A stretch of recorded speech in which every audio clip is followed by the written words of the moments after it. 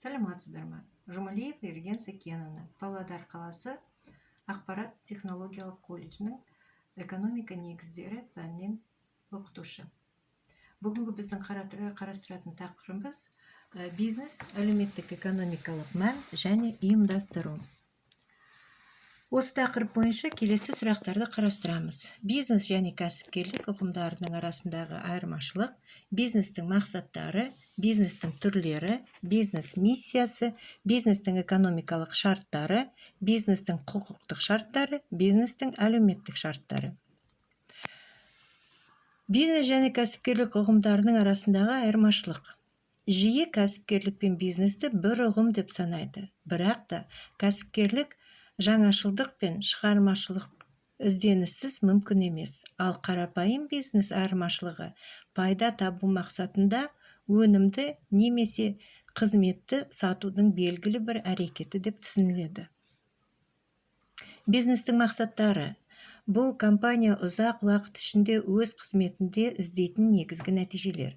Олардың ішінде ең маңыздылары компанияны қажетті тауарлар мен қызметтермен қамтамасыз ету, тұтынушылық сұранысты оптималды қанағаттандыру, нарықта және салада жетекші позицияға қол жеткізу, пайданың оптималды мөлшерін алу, қызметкерлеріне әрине өздерін тануға мүмкіндік беру. Бизнестің түрлері. Бизнестің бірнеше түрлері бар. Бизнестің түрлері кәсіпкер қызметінің негізгі бағыттарын анықтайды. Әдетте бизнес 3 түріне бөлінеді. Өндірістік бизнес, коммерциялық бизнес, қаржылық бизнес. Салыстырмалы түрде тәуелсіз бола отырып, бұл іс-шаралар бір уақытта құрамдас және бір-бірін толықтыра алады. Өндірістік бизнес.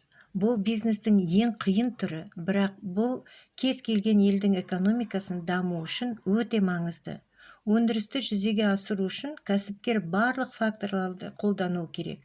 Еңбек, өндірістік активтер, материалдар мен ақпарат және бұл қызметтің нәтижесі өндірілген тауарларды сату және олардан ақшалай түсімдер алу болып табылады. Коммерциялық бизнес ең алдымен оның негізгі мазмұнын білдіретін тауар-ақша қатынастары және сауда-саттық операциялары. Осы жағдай шешуші роль атқаратындығымен сипатталады. Оның негізін сатып алу-сату операциялары құрайды, яғни тауарлар мен қызметтерді қайта сату.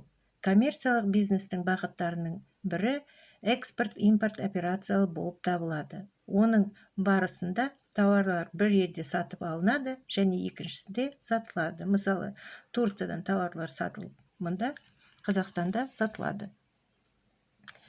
Қаржысы.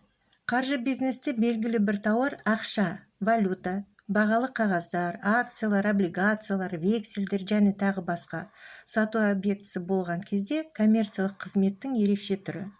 Қаржылық бизнес бұл ең күрделі және басқа бизнес түрі сияқты оған нақты ақпарат қажет. Бизнес миссиясы. Миссия туралы кең және тар түсінік бар. Кең түсінік болған жағдайда миссия қазіргі бизнестің философиясы немесе миссиясы ретінде қарастырылады. Тар түсіндіру жағдайында миссия дегеніміз осы ұйым мен оның ұқсастығы арасындағы айырмашылық көрінетін ұйымның мәнін ашатын мәлімдеме. Әдетте компаниялар өздерінің қызмет түрлерін шығарылатын тауар тұрғысынан анықтайды. Мысалы, біз кеңсе жиһазын жасаймыз, бірақ компания миссиясының мәлімдемесі нарыққа бағдарландырылған болу керек. Тапсырыс берушінің клиенттің қажеттіліктеріне бағытталу керек. Мысалы, біздің ыңғайлы кеңсе жиһазды сіздің өндірістік мәселелеріңізді шешуге көмектеседі. Қараңдарыңызшы, екі нұсқа берілген. Біз кеңсе жиһазын жасаймыз, екінші біз сіздің мәселелеріңізді шешуге көмектесеміз. Өйткені біздің кеңсе жиһаздары сіздердің мәселелеріңізді шешеді. Әрине, тапсырыс беруші клиент осы екінші нұсқаға назарын аударады. Бизнестің экономикалық шарттары. Кәсіпкерліктің қалыптасуы үшін келесі негізгі алғы шарттар мен жағдайлар қажет. Нарықтық экономикаға көшу, жеке меншіктің заңды танылуы, бәсекелестік және бәсекелестік нарықтық орта. Бұл жеке бизнестің де, жалпы қоғамның да экономикалық дамуына қолайлы жағдай жасайды. Бизнестің құқықтық шарттары. Кез келген кәсіпкерлік қызмет тиісті құқықтық орта аясында жұмыс істейді. Сондықтан келесі құқықтық жағдайларды жасау үлкен мәнге ие. Кәсіпкерлік қызметті реттейтін және кәсіпкерліктің дамуына қолайлы жағдай туғызатын заңдардың болуы. Несиелік және салықтық жеңілдіктер арқылы кәсіпкерлікті мемлекеттік қолдау. Негізгі құралдардың жедел тозуы, бағаны реттеу, еңбек кодексі және тағы басқалар. Бизнестің әлеуметтік шарттары. Мораль және мораль заңдарға қарағанда кең ұғымдар. Сонымен қатар қоғамның моральдық жағдайы қоғамдағы заңнама негіздерін көптеген жолдармен анықтайды. Нарықтық экономика неғұрлым дамыған болса, бизнес саласындағы адамдар, оның ішінде ұйымдар ішіндегі арасындағы қатынастар соғұрлым нарықтық заңдардың немесе іскерлік этиканың ережелерімен реттеледі. Қорытындыға келсек, осылайша біз бизнес және кәсіпкерлік ұғымдарын білдік, олардың мәні, бизнестің мақсаты мен түрлері туралы білдік. Бизнестің экономикалық дамуға тигізетін әсерін анықтадық. Енді бекітуге келсек, сіздерге бір есеп ұсынайын деп отырып. Кәсіпкер 1 литрлік йогурт зауытын ашты. Ол үй-жайды жалға алуға және басқарушы қызметкерлердің жалақысына айда 1 миллион теңге жұмсады. Жұмысшылардың жалақысына, көлік және шикізат құнына айына тағы 2 миллионды жұмсады. Кәсіпкерге ай сайын 15 000 литр йогурт өндіруге йогурттың 1 литрінің бағасын анықтауға көмектесіңіз. Қараңыз, 1 литрлік йогурт айына 15 000 литр өндіру керек. Бірінші рет 1 миллион жұмсады, екінші рет 2 миллион жұмсады. Енді йогурттың 1 литрына қандай баға қою керек екенін біз анықтауымыз керек. Ол үшін біз ең бірінші кәсіпкердің жұмсаған ақшаларын есептейік. Шығыстарын 1 миллион теңге бірінші жұмсағаны, ол үй-жайды алуға және басқарушы қызметкерлердің жалақысына.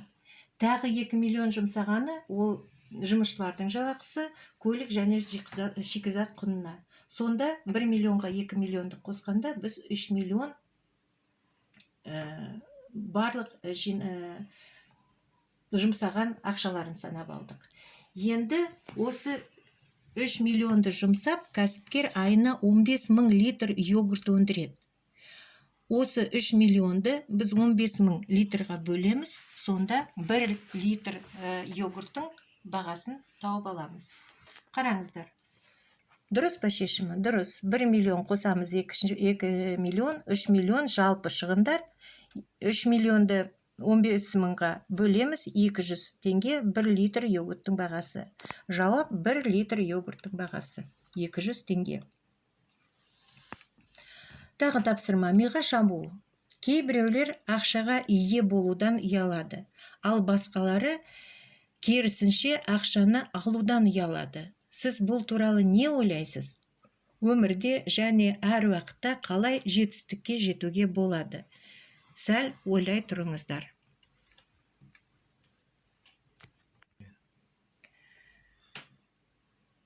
Уақыт өтті, енді шешімге келейік. Шешімі. Менің ойымша, сіздердің көпшіліктеріңіз өз күштеріңізбен ақша табу қажет және құрметті дейсіз әрине. Ақша табу мүмкіндігі өздігінен туа бермейтін бәріміз де түсінеміз. Ол үшін не істеу керек? Жақсы оқу керек, жұмыс істеу керек, қызмет жасау керек, мамандық алу керек, әрине іздену керек. Үй тапсырмасы колледж порталында берілген. Назарларыңызға рахмет. Аман сау болыңыздар, ауырмаңыздар.